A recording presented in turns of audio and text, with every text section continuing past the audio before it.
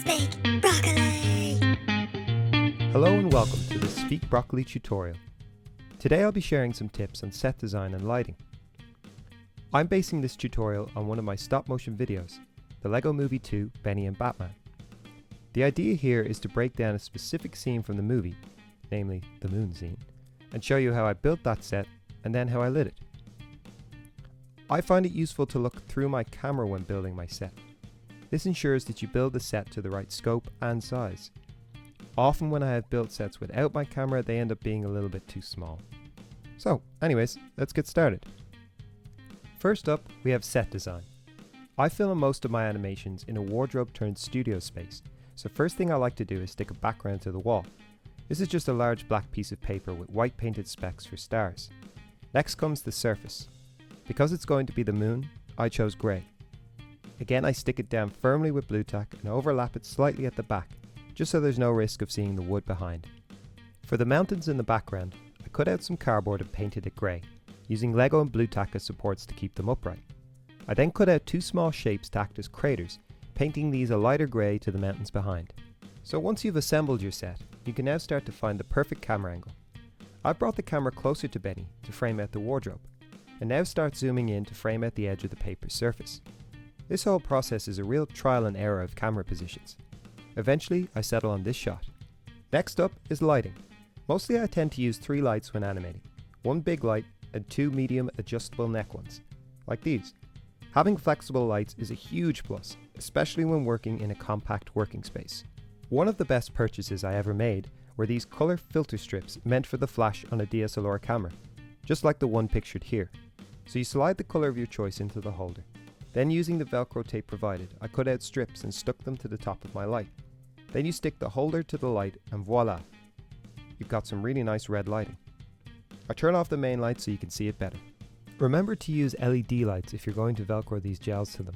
This technique will not work on standard bulbs which get far too hot and present a fire hazard. So now I thought it might be useful to see the lighting process in real time, compared with photos of how it looked through the primary camera. You may notice I've added a planet Earth, which is just a flat circle coloured in and stuck to the background. This photo here was achieved with just the one big light. I then introduce a medium light, shining low along the surface towards the camera. This is to create those long shadows cast by the sun. However, there is too much lens flare, so I decide to introduce an object to partially block the light. The trick here is to only block the light hitting the camera, not the set. And you end up with something like this, which I think compared to the one light shot looks a lot better. However, this is just my opinion, but I would recommend constantly comparing each new photo to the previous one.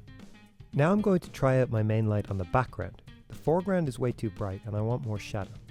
Much better. You can see in comparison this photo is just flooded with light. However, now we have a new problem. Our main character Benny is very dark. So to solve this, I'm going to add a third light, which obviously is way too bright, but by pushing the light closer to the surface, I reduce its glare significantly. It's still a little too bright, but in comparison to the previous one, we're on the right track.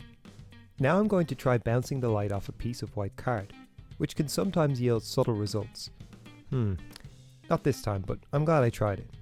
Now, to get back to the previous method and shine the light into the ground, this time pressing it right against the surface. The results are a really subtle but well lit character, especially when compared to the previous photo. This light looks far more naturally occurring. Finally, I'll place some blue tack or plasticine between the light and the camera to block any lens flare. Again, you won't really notice any effect till you compare it with the previous photo. I thought it might be useful to show you the effect of each light individually, because sometimes one light is all you need. Just the backlight creates a really nice silhouetted effect.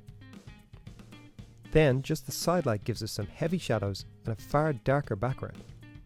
And finally the front light almost perfectly plucks the character out of the entire set.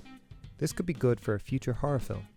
Now back to all 3 lights, giving us our final test image, which, when compared to our initial set photo, stands in stark contrast. At this point, I am now ready to film. Generally speaking, I'm not too confident building things out of Lego, but for this customization, I took the old Bat helicopter and remodeled it into a spaceship, which can be seen in this part of the movie here. I hope this video has been helpful, and if you have any questions, feel free to leave them in the comment section below. Thanks again for watching this Speak Broccoli tutorial.